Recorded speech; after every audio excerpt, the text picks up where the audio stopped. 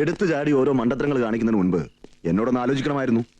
ഞങ്ങൾ അവളെ തടഞ്ഞു നിർത്തിയ നേരത്തെ ഇവൻ അവളെ കുത്തിമലത്തിച്ച് വലിയാമായിരുന്നു. സർവ്വ പ്ലാനും നശിപ്പിച്ച് നാണമല്ലടാ നിനക്കൊക്കെ ന്യായം പറയാൻ. മുറിക്കുള്ളിട്ട് അവളെ തട്ടിക്കൊള്ളുന്ന വീമ്പിളക്കി വെച്ച് നിങ്ങളൊക്കെ എന്ത് തെമ്മാടത്തരാ കാണിച്ചത്? നീ നിന്ന് മൂപ്പിക്കാതെ. അവള് നിന്റെ കയ്യിൽ കിട്ടിയിട്ട് നീ എന്നെ കോപ്പാറാ ചെയ്തത്.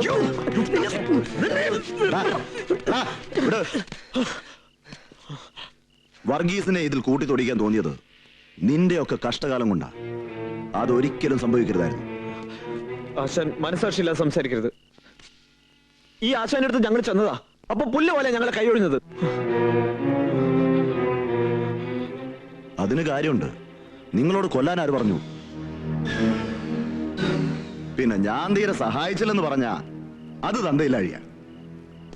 ഒരു കൊലപാതകം ഇരു ചെവി അറിയാതെ കാർ ആക്സിഡന്റ് ആക്കി മാറ്റിക്കൊടുത്തത് സഹായല്ലേ? അല്ലേ? പിന്നെ അതിന്റെ ദൃക്സാക്ഷിയെ കൊല്ലാനായിട്ട് നടക്കേണ്ട കാര്യമൊന്നും എനിക്കില്ല. അതിനെന്നെ കിട്ടുകയല്ലെന്ന് ഞാൻ പറഞ്ഞതാ. അങ്ങനെ കൈയൊഴിഞ്ഞത് സത്യം തന്നെ അല്ലേ? പിന്നെ ഈ ഘട്ടത്തിൽ ഞാൻ ഇടപെടാൻ തീരുമാനിച്ചത് വേറൊന്നും കൊണ്ടല്ല. വർഗീസിന്റെ കയ്യിൽ നിങ്ങൾ സംഗതി കൊണ്ട് എത്തിച്ചത് കൊണ്ടാ. ഇനി തിരിഞ്ഞും മറിഞ്ഞു നോക്കേണ്ട കാര്യമില്ല. അവളെയും വർഗീസിന്റെ സ്ഥാനത്ത് ഞാനാണ് എന്നെയും തട്ടിയത്. ബാക്കി കാര്യം ഈ ഡിക്രൂസ് നോക്കിക്കോളും അല്ലേ? പിന്നെ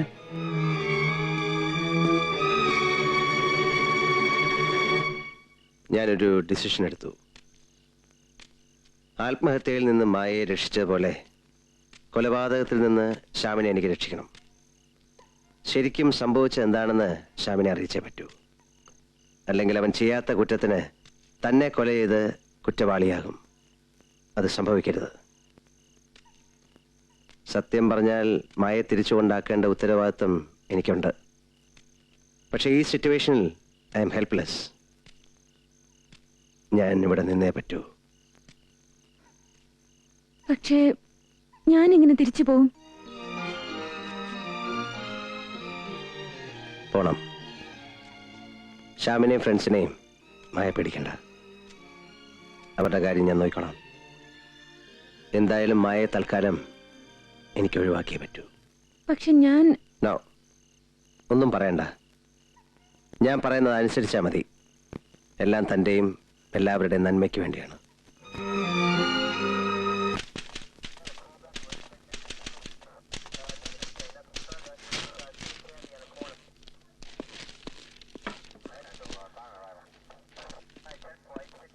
മിസ്റ്റർ വർഗീസ്, ദേ ഇവിടെ ഒന്ന് സൈൻ ചെയ്തേരെ.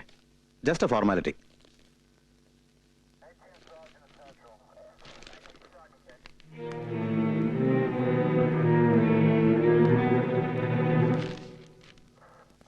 ഈ ലെറ്റർ ഹെഡ് ക്വാർട്ടേഴ്സിൽ കൊടുത്താൽ മതി.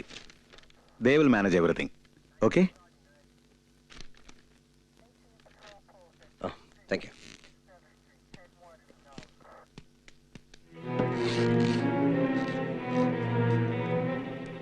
ഞാൻ ഒരുപാട് ഉപദ്രവിച്ചിട്ടുണ്ട്. I am sorry. പ്ലീസ്. ഇനി സൂയിസൈഡ് ചെയ്യാനോ മറ്റോ തോന്നിയാൽ നമ്മൾ വീണ്ടും കാണില്ലേ?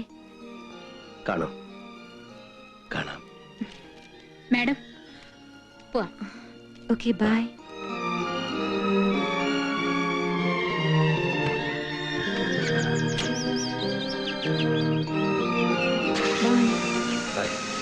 All the best.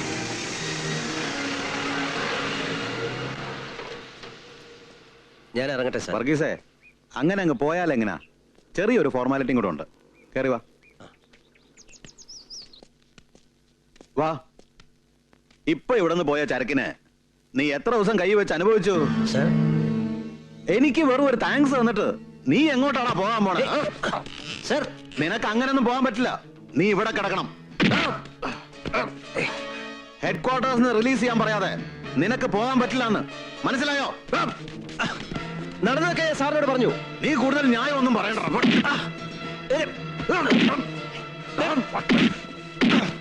സൂക്ഷിച്ച് സംസാരിക്കണം. എന്താടാ? I am sorry. സോറി നിന്റെ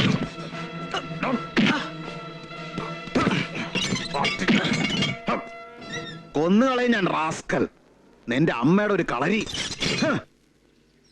ശ്യാമാണ് സാർ. എന്താ? നീയൊക്കെ സുഹൃതം ചെയ്തവന്മാരാ. തേടിയ വള്ളി കാലി ചിറ്റി എന്ന് പറഞ്ഞ പോലെ അവനും അവളും എന്റെ കസ്റ്റഡിയിൽ തന്നെ വന്ന് വീണു. അല്ലല്ല, ഇങ്ങോട്ട് വന്നു. അവളെ ഞാൻ പോലീസുകാരുടെ അകമ്പടിയോടെ ഹെഡ് ക്വാർട്ടേഴ്സിലേക്ക് അയച്ചിരിക്കുക. ഹെഡ് ക്വാർട്ടേഴ്സിലേക്കോ? സാർ എന്ത് പണിയാ കാണിച്ചേ? എനിക്ക് എന്നെ തൊപ്പി തെറിക്കാതെ നിന്നല്ലേ കളിക്കാൻ പറ്റൂ. വകുപ്പനുസരിച്ച് എന്റെ വശം ക്ലീൻ ആണേ. ഇനിയുള്ള കാര്യം നിങ്ങൾ നോക്കിക്കോണം. സാർ ഒന്ന് തെളിച്ചു പറയൂ. ഹെഡ് ക്വാർട്ടേഴ്സിൽ അവൾ എത്താൻ പാടില്ല. അതിനു മുമ്പ് നിങ്ങൾ നിങ്ങളുടെ മിടുക്ക് കാണിക്കണം. ആര്? നമ്മുടെ കളരിക്കാരനോ? അവൻ ഇവിടെ നനങ്ങത്തില്ല. അവളെ തട്ടിക്കളഞ്ഞ അതും കൂടി അവന്റെ പെടലേക്ക് വെക്കാം. Okay, we are ready. എടാ തച്ചോളി, സണ്ണിയെ കൊന്നതും ദൃക്സാക്ഷിയായ മായയെ കൊന്നതും ആരാന്ന് നിനക്കറിയാവോ? വേറെ ആരുമല്ല, അത് നീയാണെന്ന് ഞാൻ വരുത്തും.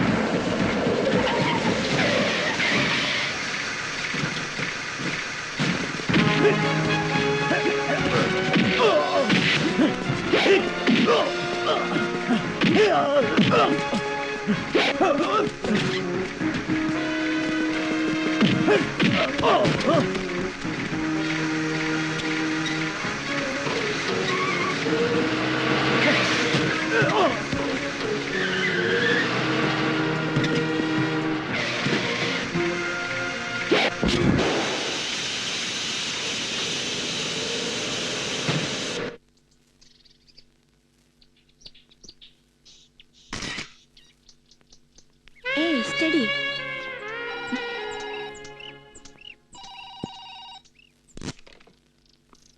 ഹലോ അശ്വനെ, ഇത് ഞാനാ.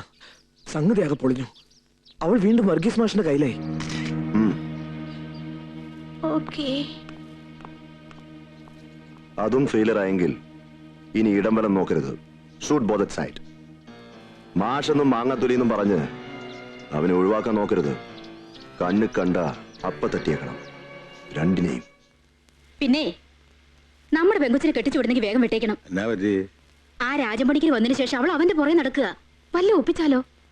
നീ പേടിക്കണ്ടേ, ഇപ്പോഴത്തെ പിള്ളേർ ഇങ്ങനെ അബദ്ധമൊന്നും പറ്റിയല്ല.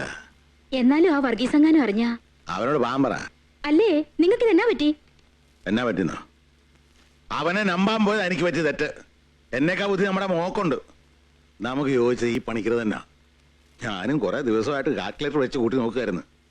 ഇവനും തറവാട്ടുകാരൻ തന്നെയാ. മതിലൊരു കോശി പണിക്കരുടെ മോനല്ലയോ? നമ്മുടെ ആനയുടെ കഴുത്ത മിന്നിട്ടി എന്നാ ഇപ്പൊ കുഴപ്പം? രാജൻ പണിക്കരും ആണായിട്ട് തന്നെ പറഞ്ഞവനാ.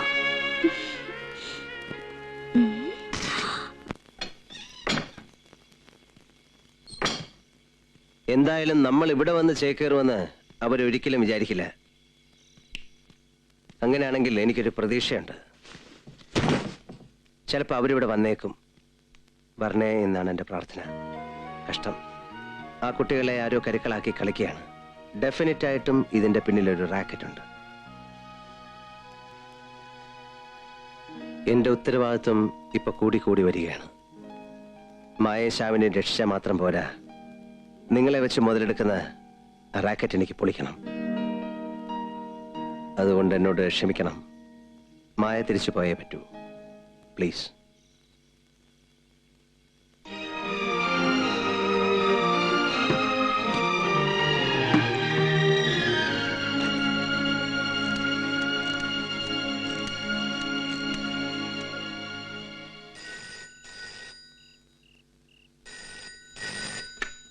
Hello mister Madhavan Thampi please. സംശയിക്കണ്ട. I won't go. ഞാൻ പോവില്ല.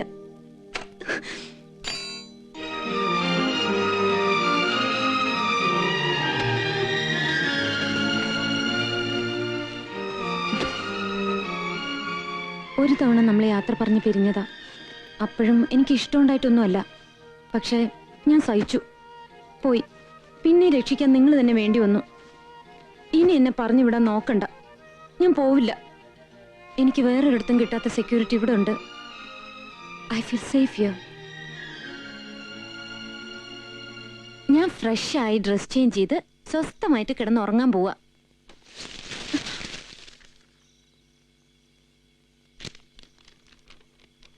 കളരിപ്പയറ്റ് മത്സരം. അനാഥമന്ദിരത്തിന്റെ ധനശേഖരണാർത്ഥം ഈ വരുന്ന ഏപ്രിൽ 14-ാം തീയതി വൈകിട്ട് 4 മണിക്ക് പീരങ്കി മൈതാനത്ത് വെച്ച് കളരിപ്രസ്ഥാനത്തിന്റെ രോമാഞ്ചവും ഇതിഹാസവുമായി മാറിയ തച്ചോളി വർഗീസും മതിലൂർ രാജൻ പണിക്കരും തമ്മിൽ ഏറ്റുമുട്ടുന്നു.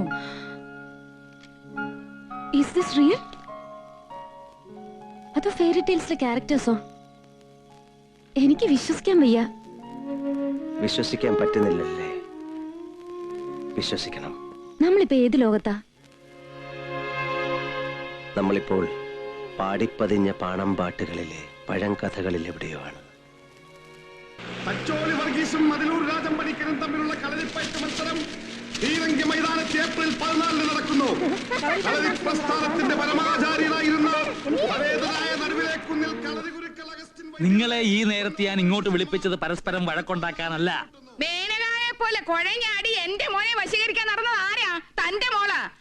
അതിന് അവളെ വേഷം കെട്ടി ചിറകിയും വെച്ച് ഇപ്പൊ കൈമലത്തെ കാണിക്കാൻ തനിക്കുന്നതാണോ ഇല്ലയോടോ? അയ്യോ എലിയാമേ പതുക്കെ. ഇത് പള്ളിപ്പറമ്പ. നിന്റെ മോനെ ഇങ്ങോട്ട് ആവാഹിച്ചെടുക്കാൻ അവന് രാജൻ പണിക്കരൊക്കെ എന്നാ യോഗ്യത അടിയുള്ളത്? അന്തസ്സുണ്ടോ? അഭിമാനമുണ്ടോ? നാട്ടല്ലുണ്ടോടി? നാട്ടല്ലേ? പതുക്കെ. അച്ഛൻ അതിന് വിഷമം അറിയാൻ പാടില്ല. എന്റെ മോൾ ആരിക്കുട്ടി ഒന്നും കണ്ട് മോഹിച്ചിട്ടില്ല. ആ കോന്തന് വേണ്ടി കിടന്ന് തുള്ളിയത്. തുള്ളി അവൾ അങ്ങ് വശം കേട്ടു. എവനാണെന്നോ? തന്റെ മോളൊരു ഇളക്കക്കാരിയാ. അവളെ കെട്ടാൻ എന്റെ വർഗീസിനെ കിട്ടുകയല്ല. അവനേക്കാൾ 7 മടങ്ങിന് യോഗ്യതയുള്ളവനാടി മതിലൂർ കോശിപ്പണിക്കരുടെ മകൻ രാജൻ പണിക്കര്. പണിക്കര് പട്ടോ അവനും അവന്റെ അപ്പനും ചുമ്മാ കിട്ടിയൊന്നുമല്ല. എന്താച്ചോ? ശരിയല്ലയോ? ശരിയാ. തീരുമാനിക്കണമെന്നില്ല. നല്ല ഒന്നാന്തരം നസ്രാണികളുടെ ജാത്യോത്കൃഷ്ടവും രാജ്യസേവന നിർദ്ദയുള്ളവനാണ് അവൻ. മനസ്സിലായോ? മനസ്സിലായില്ല. അവനെ കൊണ്ട് ഞാൻ എന്റെ മോളെ കെട്ടിക്കും. നിന്റെ മോൻ അവിടെ വായി നോക്കിയിരിക്കേയുള്ളൂ. അപ്പനെ പറഞ്ഞിട്ടുണ്ടല്ല. അപ്പന് പറഞ്ഞാ നീ എന്തോ ചെയ്യും? നിന്റെ കോരവള്ളി ഞാൻ പറിക്കും. കൊരവള്ളി എടുക്കാൻ വന്നാ നിന്റെ അപ്പന്റെ അപ്പന് പറയും. അപ്പോൾ പത്രോസ് അവന്റെ അടുത്തേക്ക് വന്നു.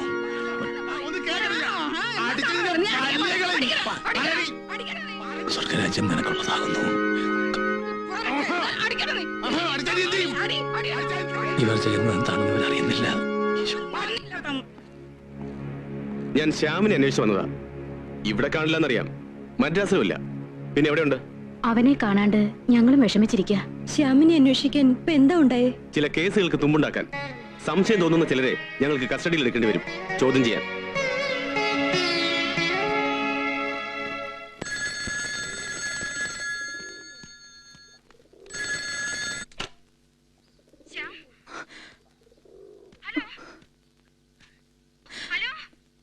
Call for Shyam. ഹലോ, ശ്യാമാണോ? ഹലോ ഹലോ, എടുത്ത് ഇങ്ങോട്ട് തരും, ഞാൻ സംസാരിക്കാം. ഹലോ, ഇത് ഞാനാണ് വർഗീസ്. വർഗീസേ, നിങ്ങൾ രണ്ടാളും ഒത്തോണ്ട് എന്ത് പണിയായി കാട്ടുന്നേ? അവന്റെ കയ്യിലോട്ടൊന്ന് കൊടുക്കാൻ പറയൂ, അല്ലെങ്കിൽ ഇങ്ങോട്ട് തരിക. വർഗീസേ, ഫോൺ അവന്റെ കൈ കൊടുക്ക്. ഇപ്പൊ ഷാമിനെ എന്താ അറിയിക്കണ്ടേ? പറഞ്ഞാ ഞാൻ അറിയിച്ചോളാം. അവൻ അവിടെ ഇല്ലെന്നാ തോന്നുന്നേ. ഹലോ, അവനെ അന്വേഷിച്ച് പോലീസ് ഇവിടെ വരാൻ എന്താ ഉണ്ടായേ? പോലീസ് അവിടെ വന്നോ? അവൻ എന്ത് തെറ്റാ ചെയ്തേ? ആർക്കും പിടിതരാതെ അവൻ എവിടെ പോയിരിക്കുക? ഏത് കേസിലാവൻ പെട്ടിരിക്കുന്നേ? വർഗീസേ, ഇവിടെ ആർക്കും ഒരു മനസമാധാനമില്ല. പേടിക്കണ്ട, ഷാമിന്റെ കാര്യം ഞാൻ നോക്കിക്കോളാം. എങ്ങനെയാ നോക്കാന്ന് എനിക്കറിയില്ല. പോലീസിന്റെ കൈ കിട്ടിയാൽ അതിനു മുമ്പ് എനിക്ക് അവനെ രക്ഷിക്കണം.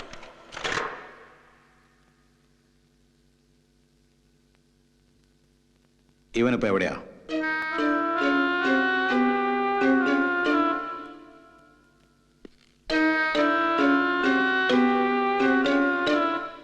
ആ പെൺകുട്ടി എവിടെ? സണ്ണിയുടെ കൊലപാതകത്തിൽ ഉത്തരവാദികളെന്ന് സംശയിക്കപ്പെടുന്ന 3 ചെറുപ്പക്കാരെ പോലീസ് ഇപ്പൊ പിടികൂടിയത് പൗരസമിതി ഉണ്ടായിട്ടോ നമ്മൾ സമ്മർദ്ദം ചെലുത്തിയിട്ടോ ഒന്നും അല്ലല്ലോ. അപ്പൊ ഇവിടെ ഒരു പൗരസമിതി വേണ്ടെന്നാണോ അവറാച്ച മുതലാളി പറഞ്ഞു വരുന്നത്? എന്റെ ലീനസേ, ആ 3 ചെറുപ്പക്കാരെ അറസ്റ്റ് ചെയ്ത് മദ്രാസ് പോലീസിന് കൈമാറി കേസ് മുമ്പോട്ട് കൊണ്ടുപോയിക്കൊണ്ടിരിക്കുകയാണല്ലോ. അവർക്ക് സ്വാധീനം ഉണ്ടെങ്കിൽ ഇരുചെവി അറിയാതെ കേസൊക്കെ തേഞ്ഞു വാഞ്ഞങ്ങ് പോകും. ഇപ്പൊ തന്നെ പിടികൊടുക്കാതെ ഒരുത്തൻ മാത്രം രക്ഷപ്പെട്ട് നടക്കുക. നമ്മുടെ മേലേപ്പാട്ട ശ്യാം. അവനെ ആരോ സംരക്ഷിക്കുന്നുണ്ട്. അത് അന്യായമാണ്, അനീതിയാണ്. വർഗീസ് അളിയനെ കൊള്ളിച്ചു പറഞ്ഞതാ. കുറ്റവാളികൾ രക്ഷപ്പെടരുത്. അതിനിവിടെ ഒരു പൗരസമിതി ഉണ്ടായേ പറ്റൂ. ആ, ഈ ബുദ്ധി ആവേശമൊക്കെ നേരത്തെ വേണ്ടതായിരുന്നു. എന്റെ പരാതി അതാ. അവറാച്ചന്റെ അഭിപ്രായം എന്താ? പൗരസമിതി വേണോ വേണ്ടയോ? എന്റെ അഭിപ്രായം ആ, പൗരസമിതി വേണം ആ. എന്ന് നാട്ടുകാരെല്ലാം നിർബന്ധിക്കുന്ന സ്ഥിതിക്ക് അച്ഛൻ തന്നെ തീരുമാനിച്ചോട്ടെ.